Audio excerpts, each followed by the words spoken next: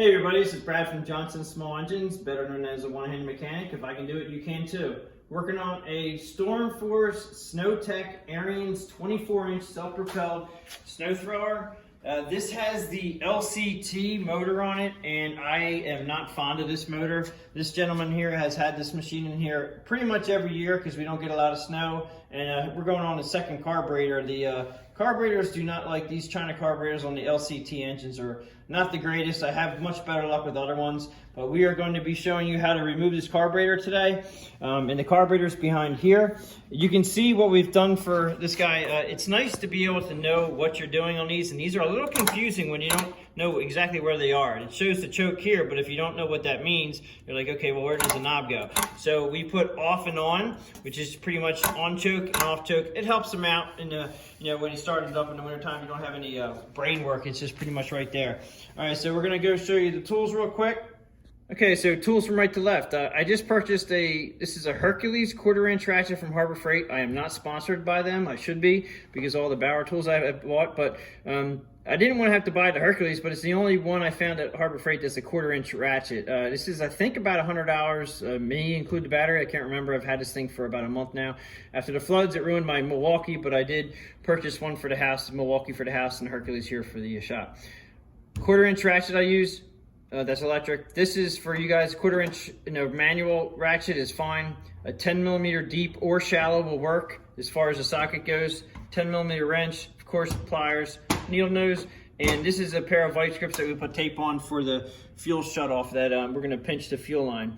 They have on and off fuel shutoff on this machine, which I'll show you, but we'll get back to the machine here. We'll start taking it apart. Okay, so back at the machine here, I pulled the pull cord out of the way just so I can show you the fuel shutoff here. Now this fuel shutoff is actually in the off position here. Actually, let's see, that's off.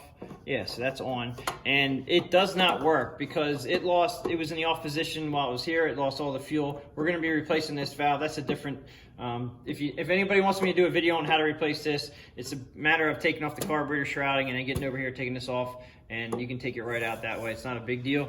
But taking this apart here to get to the carburetor, I'm going to use a 10mm ratchet and take pretty much everything off that is on these shrouds. And some of these bolts are smaller than others because I guess they have a backing that they only go so big. So you got to make sure that you have the right size is going back in.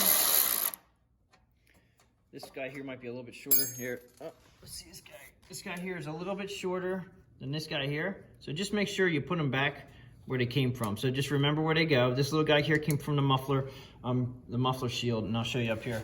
So this is the muffler shield I'm taking off. And the reason why I'm taking this off here is because this here has to come off, and it has a lip underneath the muffler guard. So we're gonna take this muffler guard off. And some of these bolts are small and some of them are long. Just make sure you go back where they came from. We have two on this other side here. And I need the wrench. I don't have the shallow socket, so I'm gonna use the wrench on this guy. 10mm wrench. Take these guys off. And then that should come right off here, out of the way. See a little lip here, and it goes underneath this, so you want to get it off. This guy here should just pop up, okay? I usually have my clip fender tool that I use, but this one's pretty easy, just comes off. Just make sure you put it on the correct way. It should lock in pretty good, but it stays pretty tight, so just pop that off. And then we have two here that we have to take off.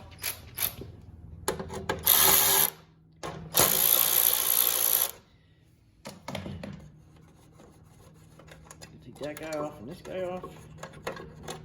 All right, and then we should go up and over your choke lever right there, and it pops off to the side.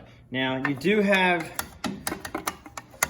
the primer line right here you have to deal with, so I'm going to take this little clip off, slide that down, and I'm just going to use my pliers, my needle nose. I'm going to put them right on the outside and just pop it down off of there like that. I'm just going to put this off to the side. So we have the carburetor here, and as you can see, this thing's leaking. The internal carburetors of these just don't hold up. And we're gonna take this off now. The fuel shutoff, like I said, is not working on this, and it's pretty much out of gas. But if you just want to be certain that you are not gonna have any fuel flowing out of there, go ahead and pinch it off. Like I said, I'm using a pair of vice grips with some tape on it. They do make fuel line hose clamps, but we don't need them here at the shop. We just use these, and it's pretty easy. Take the clip off there. Now, I do not have my fender clip tool with me. I'm really disappointed that I don't, but you kind of try to pry this up without hurting it. Screwdriver, 2 screwdrivers, flatheads will work, but I am one-handed, so I have to do what I have to do. And normally I can just pry this up, and you just have to be careful you do not hurt the fuel line. And I'm gonna try to use this as my underneath here.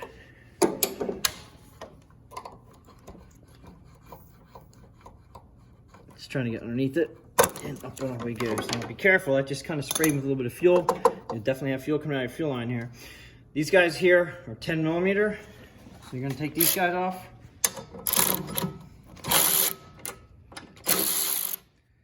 Just make sure you remember where all this stuff goes. You can always watch the video back and just put everything back in reverse. Okay, take that guy off there. Okay, now at this point, I'm gonna take this shield off here so I can get back in here a little bit easier.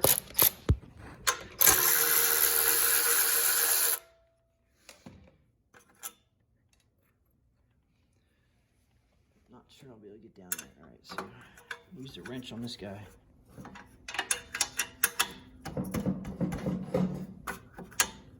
That guy was tight, really tight. This is where the muffler gets real hot in here, so these tend to get pretty snug in here from sitting and being used.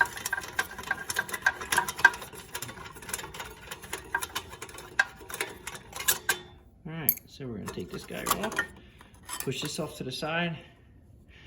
Actually, it has a little, it's on a little clip right here. But I'm just gonna leave that alone. I don't need to take that off. I can just stay on there. And then this guy, slide off like this, pull this up whenever you choke. And then we're down to the carburetor itself. Now, up here, we have a very small spring with a hole right here. Just make sure you're careful with it. You don't want to bend it. You're gonna put that back in. And then this guy here, you're just gonna kind of pull it towards you. You're gonna slide the carburetor out as you're doing that. So this lines up, so this will slide right out of the hole here. Just like that. And that pretty much will get your carburetor off. Now this guy here, we're gonna replace the carburetor. I actually have it on order. This one just had been sitting too much and too long, and everything inside is just pretty much bad. So we're gonna put a new carburetor on, and away he goes. We're gonna also flush the fuel line.